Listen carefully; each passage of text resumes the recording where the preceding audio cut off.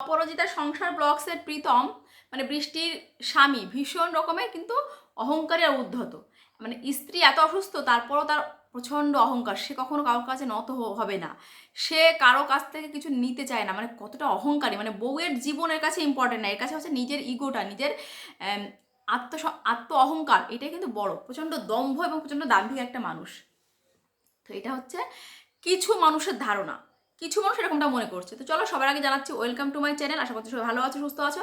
তো বেশ কিছুদিন ধরে দেখছি বৃষ্টি ভীষণ অসুস্থ। তো ওরা তো ব্যবসা শুরু করেছিল, দেখছিলাম বেশ নিজেরা নিজের মতো করে একটু সংসারটা শুরু করেছিল। এত ঝড়ঝাপটা পেরিয়ে মেয়েটা একটু ভালো করে সুন্দর করে নিজের মতো করে একটা সংসার করবে বলে কিন্তু একটু নিজেরা নতুন জীবন শুরু করেছিল। এবং ও চাইছিল প্রীতমকে হেল্প করতে, যেহেতু প্রীতম প্রচণ্ড কষ্ট করছে, প্রীতম প্রচণ্ড পরিশ্রম করছে, টিউশন করা, চাকরির চেষ্টা করা, এইসব করছে। একটা জব, মানে কিছুদিন ধরে একটা প্রাইভেট জব করছিল। তো যাই হোক, সেটা ওদের হচ্ছিল না, মানে ওরা স্যাটিসফাইড ছিল না। তো প্রীতম চেষ্টা করছিল কোনো স্কুলে একটা জব করতে, এগুলো আমরা সবাই জানি। কিন্তু হঠাৎ করে বৃষ্টি অসুস্থ হয়ে যাওয়ার পরে কিন্তু ব্যাপারটা কেমন সিনারিটা পুরো চেঞ্জ হয়ে গেছে। আজকে প্রচণ্ড, মানে কি বলবো, অসুস্থ হয়ে পড়ার জন্য ভিটামিন না, ওর হিমোগ্লোবিন প্রচণ্ড লো, প্রচণ্ড অসুস্থ হয়ে পড়েছে। তারপর প্রেগনেন্সির একটা ব্যাপার আছে, এই সব সময় শরীরটা এমনি উইক থাকে। তো এই সমস্ত বিভিন্ন ক্রিটিক্যাল একটা ব্যাপারের মধ্যে কিন্তু ওরা চলছে। আর এতটাই মানে অসুস্থ হয়ে পড়েছে প্রীতম, যে কদিন আগে আমি দেখছিলাম একজন একটা কমেন্ট করেছিল যে বৃষ্টি শয্যাশায়ী হয়ে পড়েছে। তো সেখানে দেখলাম প্রীতম কমেন্ট করেছে যে আপনাকে কে বলেছে শয্যাশায়ী হয়ে পড়েছে, এই ধরনের কথা কেন বলেন। তার মানে বুঝতে পারছো যে ও ওর স্ত্রীকে কতটা ভালোবাসে। আর রইল বাকি দম্ভ বা দাম্ভিকতা। দেখো, আমরা অনেকেই মনে করি যে মানুষজন হাত উপর করে দিলেই নেয় সব মানুষ, না গো, সব মানুষ হাত উপর করে দিলেই নেয় না। কিছু কিছু মানুষের আত্মসম্মানটা এত প্রখর হয় না, তারা চাইলেও নিতে পারে না, তারা জানে যে আমার নেওয়াটা খুব জরুরি। হ্যাঁ, ও বলছে যে ওর স্ত্রীকে এই মুহূর্তে বেসরকারি হসপিটালে ভর্তি করতে পারছে না, ও সরকারি হসপিটালে দেখাবে। কিন্তু ওই হাত পেতে নেয়া না, দয়ার দান নিতে না অনেকে না সত্যিই বাধে গো। তো তার জন্য কি মানুষটা অহংকারী হয়ে যাবে? ব্যাপারটা সেরকম নয়। মানুষটা, কিছু কিছু মানুষ এরকমই থাকে যে তারা চাইলেও না কারোর কাছ থেকে কিছু নিতে তাদের কোথাও যেন ভেতর থেকে কোথাও একটা বাধে। তো এক্ষেত্রে সেটাই হয়েছে প্রীতমের। জানি না ওরা ওদের বাড়িতে জানিয়েছে কিনা। তো আমার অন্তত, আমি আগের ভিডিওতে বলেছিলাম, আমার মনে হয় কোথাও না কোথাও বৃষ্টির বাবা মাকে জানানো উচিত। হ্যাঁ, তারা যদি মেয়ের ভিডিও দেখে তো ভালো, হতেও তো পারে এমন যে তারা মেয়ের ভিডিও দেখছে না, হতে পারে এরকম, তাই না? তো আমার মনে হয় কোথাও একটু নিজেরা না পারলেও কারো মাধ্যমে, একটু কারো থ্রুতে অন্তত জানানো দরকার।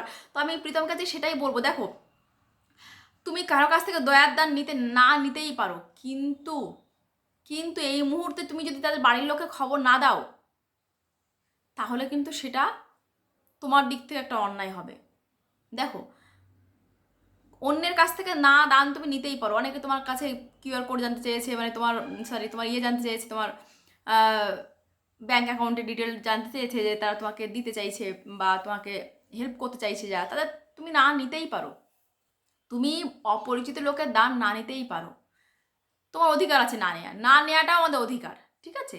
কিন্তু তোমার উচিত কিন্তু বৃষ্টির বাবা মাকে একবার জানানো। কারণ দেখো, হয়েছে অতীতে যে কী হয়ে গেছে সেটা আমরা কিছুটা জানি, হয়তো তোমার মতো অতটা জানি না। তা তোমাদের মধ্যে প্রচণ্ড একটা মানসিক একটা টানাপোড়েন আছে, এটা স্বাভাবিক। তো আমার মনে হয় একবার অন্তত জানানো উচিত। কারণ দেখো, মানুষের জীবন তো পদ্মপাতায় পানির মতন, জানো। আমরা কখন কে, এই ধরো আজকে আমি যেখানে বসে ব্লগিং, এই যে কথা বলছি তোমাদের সামনে, কালকে আমার জন্য ভগবান কি লিখে রেখেছে কিছু জানি না। তো ওই জন্যে তুমি কেন সে দায় নিতে যাবে বলো?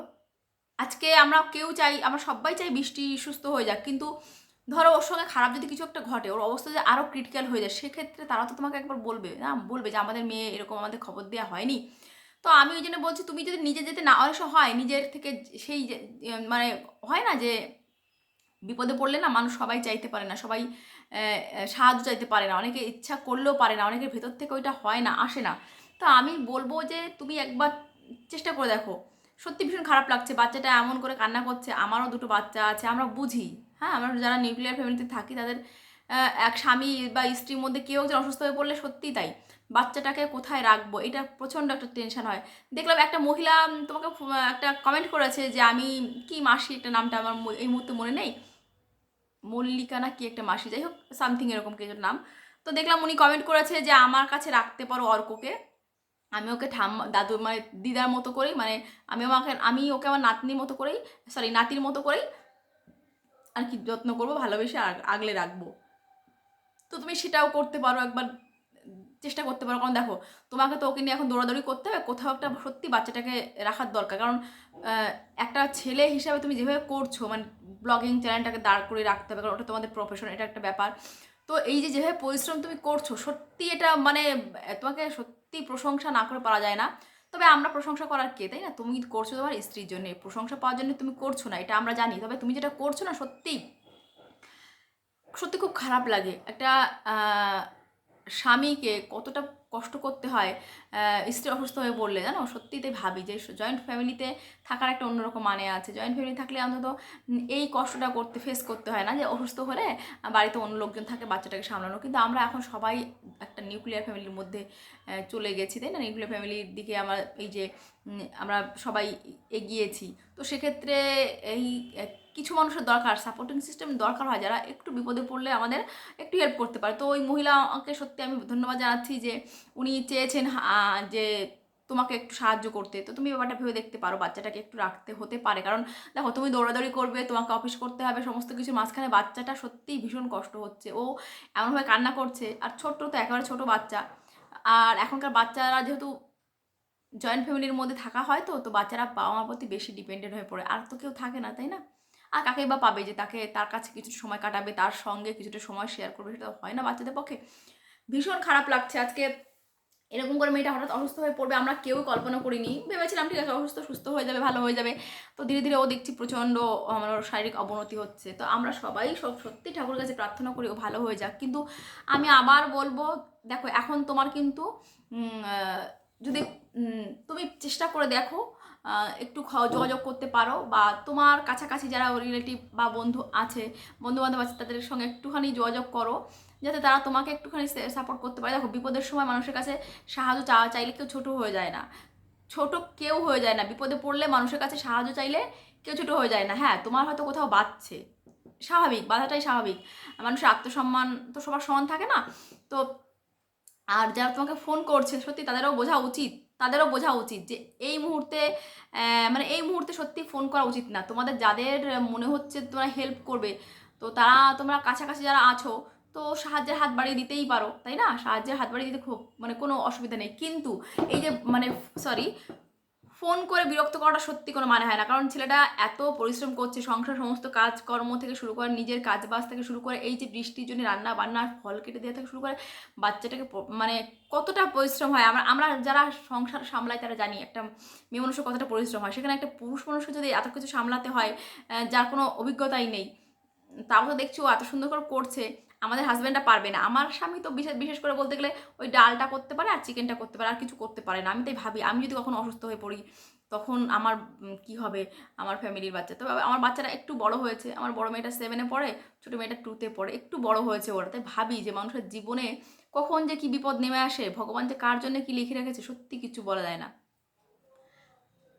হ্যাঁ, তবে একটা কি জানো তো, সবাই তোমাদের হয়ে প্রে করছে। এইটা একটা বড় জিনিস। তোমার সমস্ত ভিউয়ার্সরা চাইছে, আমিও চাইছি ঈশ্বরের কাছে যে বৃষ্টি দ্রুত ভালো হয়ে উঠুক। আর তুমি বলছো না যে এই কালো জাদু কালো জাদু বা কেউ কিছু করেছে কিনা। দেখো, আজকে আমরা এত এই যে একবিংশ শতাব্দীতে বাস করি না, আহ, সেক্ষেত্রে আমার কোথাও যেন মনে হয় এই কথাগুলো কেমন যেন শোনায়, কেমন শ্রুতিকটু শোনায়। আমার মনে হয় যে একটু তুমি ওই যেটা ঠিক করেছো, যে ডাক্তারের কাছে নিজে ডাক্তারের উপর ভরসা রাখো, আর এইসব নেগেটিভ জিনিসপত্র নিয়ে ভেবো না। এই কালো জাদু টাদু এগুলো আমি সঠিক জানি না, তবে আমার মনে হয় এইগুলো আদৌ হয় কি না আমার সন্দেহ হয়। হ্যাঁ, এগুলো সন্দেহ হয়। হ্যাঁ, পজিটিভ ভাইব তৈরি হয় একটা মানুষের সঙ্গে বসে, তাকে যদি 5টা মিনিট সময় দেওয়া হয়, তারপর সঙ্গে যদি বলা হয় তুমি ভালো হয়ে যাবে, তুমি সুস্থ হয়ে যাবে, তাকে যদি একটা পজিটিভ ভাইব দেওয়া যায়, তাহলে তার কিন্তু শরীর দ্রুত সুস্থ হয়। তো এই জন্য অসুস্থ মানুষের সঙ্গে থাকা, কথা বলা, এটার ব্যাপার। তো আমি মানে হয় না, এই সময় সত্যি বৃষ্টির পাশে কাউকে প্রয়োজন সত্যি। আর মেয়েটা তো আরো বেশি চিন্তিত ছেলেটাকে নিয়ে, তাই না? ছেলেটার জন্য ওর আরো বেশি চিন্তা হচ্ছে, ছেলেটাকে কে দেখবে। তো এই মুহূর্তে যদি ওর বাবার বাড়ির লোকেরা সত্যি যদি আসে, আমার তো মনে হয় উচিত আসা। হয়তো তারা দেখো, না জেনে কাউকে তো দোষ দেওয়া যায় না, হয়তো তারা জানেই না, হয়তো তারা জানেই না। তোমার বাবার বাড়ির লোকেদের কাছ থেকে আমি এক্সপেক্ট করি না, কারণ শ্বশুর বাড়ির মানুষেরা যে বউ অসুস্থ হলে সাহায্য করবে, এরকমটা সচরাচর দেখা যায় না। যারা দেখায় তারা মহান, যারা দেখায় তারা মহান। যে মেয়েকে তাদের পছন্দ হয়নি, সেই মেয়ে অসুস্থ হলে তাকে হেল্প করবে, এরকম মানুষ এরকম এক্সপেক্ট করা যায় না, এক্সপেক্ট করা যায় না। আমি আমার নিজের জীবন দিয়ে দেখেছি তো, যে যখন বাড়ির বউকে কারো অপছন্দ হয়, সেই বউ অসুস্থ হয়ে পড়লে আমার মনে হয় তারা বেশি খুশিই হয়। এটা স্বাভাবিক, হয় বোধহয়। সবাই হয় না, আমি সবার দোষ দেবো না, কিছু মানুষ তো হয় অবশ্যই। তারা চায় যে আপদ বিদায় হোক, এরকম একটা মানসিকতা। সেটা তোমার বাড়ির লোকরা আসবে না বা তুমি বলতে পারবে না, এটা স্বাভাবিক ঘটনা। কিন্তু বৃষ্টির বাবার বাড়ির লোকেদের খবর দেওয়াটা কিন্তু তোমার কর্তব্যের মধ্যে পড়ে, এটা কিন্তু ভুলে গেলে চলবে না। সে তোমার বউ, কিন্তু আগে কিন্তু তাদের মেয়ে। হ্যাঁ, তাদের সঙ্গে ভুল বোঝাবুঝি আছে। আমি তো মনে হয় তারা যদি জানে, তাদের যদি তারা জেনে থাকে, তাদের আসা উচিত ছিল, অবশ্যই উচিত। কি হবে বলো, এত রাগ অভিমান? মেয়েটাই যদি না বাঁচলো, তাহলে মেয়ের উপর অভিমান করে আর কি হয়, তাই না? মেয়েটাই যদি না বাঁচলো, মেয়ের এই বিপদের সময় যে তাকে আমি একটু সাহায্য করতে না পারলাম, তাহলে সেই মেয়ের উপর অভিমান করার কোনো অধিকার সেই বাবা মার থাকে না। এটা সত্যি কথা। মানে আমি কারো উপর অভিমান করবো, অথচ তার বিপদে এসে দাঁড়াবো না, তার প্রতি আমার অভিমান করার তার অধিকারই নেই। তো আমি তো বৃষ্টি বাবা মাকে, যদি তারা আমার ভিডিও দেখবে না আমি জানি, কিন্তু আমি মনে করি যে যদি তারা দেখে থাকে, তোমাদের ঘটনাগুলো জেনে থাকে, তাহলে তাদের আসা উচিত ছিল। কিন্তু যদি না আসে, তাহলে আমি তো বলবো হয়তো বা হতেও পারে এমন, তারা জানেই না ব্যাপারটা। তো তুমি একবার তোমার দিক থেকে একবার বলতে পারো, বা বৃষ্টিকেও একবার বলতে পারো যে আমি অসুস্থ। জানি না তোমরা কেন বলতে পারছো না, হয়তো ততটাই তোমরা মানসিকভাবে তাদের কাছ থেকে হতাশ হয়েছো, তাই জন্য বলতে পারছো না। কারণ বাচ্চাটা ছোট, বাবা মা হিসেবে তোমাদের অনেক কষ্ট হচ্ছে, জানি জানি অনেক কষ্ট হচ্ছে, কষ্ট হওয়াটা স্বাভাবিক। মানে তোমরা কি সিচুয়েশনের মধ্যে যাচ্ছ, সেটা আমিও কখনো কখনো ফিল করেছি আমার নিজের জীবন দিয়ে। আমার সঙ্গেও এরকম হয়েছে যে আমি প্রচণ্ড অসুস্থ, 3-4 দিন, সেক্ষেত্রে আমি কাউকে ডাকতে পারিনি। হয় না, বোনেরা মানে সবার সংসার নিজের নিজের হয়ে গেলে না, তখন মনে হয় যে যতক্ষণ না ডেকে পারি ততক্ষণ ডাকবো না। এটাই স্বাভাবিক। যেহেতু বাবা মা থাকলে একরকম, তো যেহেতু তোমার মানে তোমার স্ত্রীর বাবা মা বেঁচে আছে, হয়তো আমি জানি, যতটা জানি বেঁচে আছে, তো তাদেরকে একটু খবর দেওয়াটা প্রয়োজন। হ্যাঁ, অনেক সময় তারা হয়তো আসতে পারে না, কিন্তু তুমি যদি না বলো, তারা বলবে আমি তো জানতামই না। এইটা একটা ব্যাপার, তাই না? তো আশা করছি, ভগবানের কাছে প্রার্থনা করছি, তোমার স্ত্রী দুটো ভালো হয়ে যাক, বৃষ্টি ভালো হয়ে যাক, আবার তোমরা ব্যবসা করো, ছেলেটাকে মানুষ করো, সুখে সংসার করো। কিন্তু এই মুহূর্তে তোমরা যদি ক্রিটিক্যাল পরিস্থিতির মধ্যে যাচ্ছ, সেক্ষেত্রে আমার মনে হয় একবার তুমি তোমার এই যে কি বলবো, আত্মসম্মান বলো, কি বলে ওটাকে, ইগো, তাই না? আত্মসম্মান, ইগো, এগুলো একটু সরিয়ে রাখো, রেখে একটু দেখো। আর প্রয়োজন পড়লে অবশ্যই তুমি সাহায্য নাও মানুষের কাছ থেকে। দেখো, সাহায্য নিলে কেউ ছোট হয়ে যায় না। মানুষকে বেঁচে থাকতে গেলে তো সবসময় কারো না কারো সাহায্য প্রয়োজন হয়, কারণ মানুষ সমাজবদ্ধ দ্বীপ। আমরা একে অপরের সাহায্য নেব, যদি প্রয়োজন হয় অবশ্যই নেবে। তোমার আত্মসম্মান থেকে তোমার স্ত্রীর জীবনের দাম বেশি নয়, তাই না? তো কারোর কাছ থেকে সাহায্য নেবো না, কারোর কাছে সাহায্য চাওনি, এই কথাগুলো বলো নি, মানে বলো না। দেখো, ঈশ্বর না করুক সমস্ত কিছু খুব অল্পের মধ্যে দিয়ে মিটে যাক, কিন্তু যদি প্রয়োজন হয়, তোমাকে যারা ভালোবেসে দিতে চাইছে, কেন নেবে না বলো? কেন নেবে না? সবার ভালোবাসার অধিকার সবার আছে, দেওয়ার অধিকার কিন্তু সবারই আছে। এবার তুমি নেবে কিনা সেটা তোমার একান্ত ব্যক্তিগত ব্যাপার হলেও, অ্যাজ এ ভিউয়ার্স আমি তো বলবো যে যদি সত্যি তোমার প্রয়োজন হয়, যদি তুমি মনে করো যে না, হ্যাঁ আমি নেবো, তো তুমি ফেরত দিয়ে দিও কোনো একদিন। তুমি কার কাছ থেকে কি নিচ্ছ সেটা তুমি ডায়েরিতে লিখে রেখো। তারপর যখন তুমি সুযোগ পাবে, সময় হবে, তখন তুমি তাকে ফেরত দিয়ে দিও। দরকার হলে সুদ সময় দিয়ে ফেরত দিয়ে দিও, তাই না? আগে তোমার কাছে এই মুহূর্তে মানে বৃষ্টির জীবনটাই কিন্তু অনেক বেশি ইম্পর্টেন্ট, এটা আমি জানি, আমরা জানি। তারপরেও আমি আমার দিক থেকে বলছি যে ভেবে দেখতে পারো, ঠিক আছে? চলো বন্ধুরা, একদম মনটা ভালো নেই, সত্যি খারাপ লাগছে। এরকম একটা ভিডিও কিছুদিন ধরে দেখছি, তো বৃষ্টি ভীষণই অসুস্থ। যাই হোক, আশা করি ঠাকুরের কৃপায় আর ডাক্তারদের সহযোগিতায় আর তোমাদের সবার শুভকামনায় নিশ্চয়ই তাড়াতাড়ি ভালো হয়ে যাবে। তো চলো, আরেকটা ভিডিও পরে আসবো। এখন আপাতত আর ভালো লাগছে না, সত্যি মনটা খারাপ লাগছে। তো চলো।